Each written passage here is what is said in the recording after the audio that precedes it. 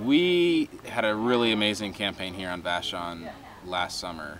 Actually started last winter and ended last summer, fighting a gravel mine on Maury Island, which is connected to Vashon as part of the same sort of island. And they had wanted to basically build the largest open pit gravel mine in the country. And it's also within the only aquatic reserve in this part of Puget Sound. So it was an important area for us as islanders, but also important for the health of the entire ecosystem of the sound, important for the fish and the orcas, etc. So we kind of got together as a community and pooled our skills and resources, a bunch of us, and managed to sort of lead a direct action campaign while other groups were fighting it in court and on the legislative level. And with those sort of forces combined, we managed to actually beat it. At least for the time being. It'll be years before they come back, if ever at all.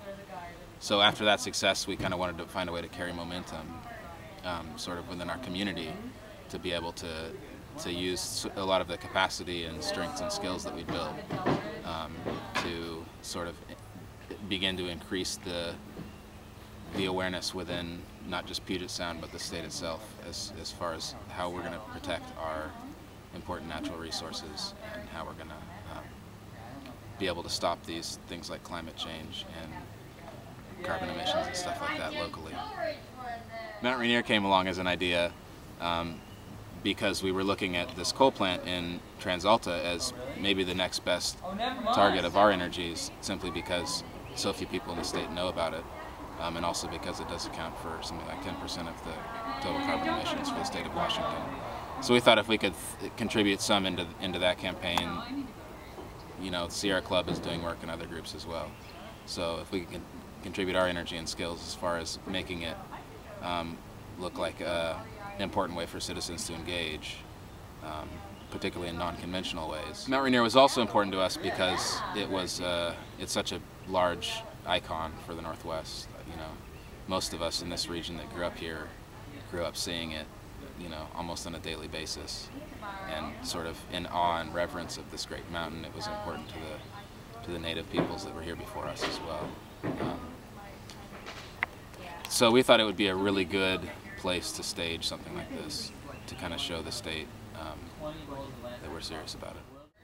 To me, it's about cultivating a voice. It's about supporting these women that are climbing to the top, because they're not professional activists, they're not professional mountaineers or anything like that. They're local island women who are raising children, having families.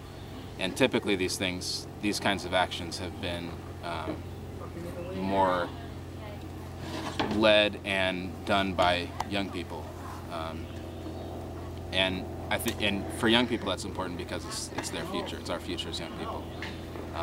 To see mothers engaging on this issue, I think, is super important because they're the ones that are shepherding the young people into this world. So to me, it's really inspiring that they're doing it. And the other, I think, big message of this climb, and why I'm here to support the women who are climbing to the top, is that for us to actually create a sustainable and clean future, we have to all be engaged on some level.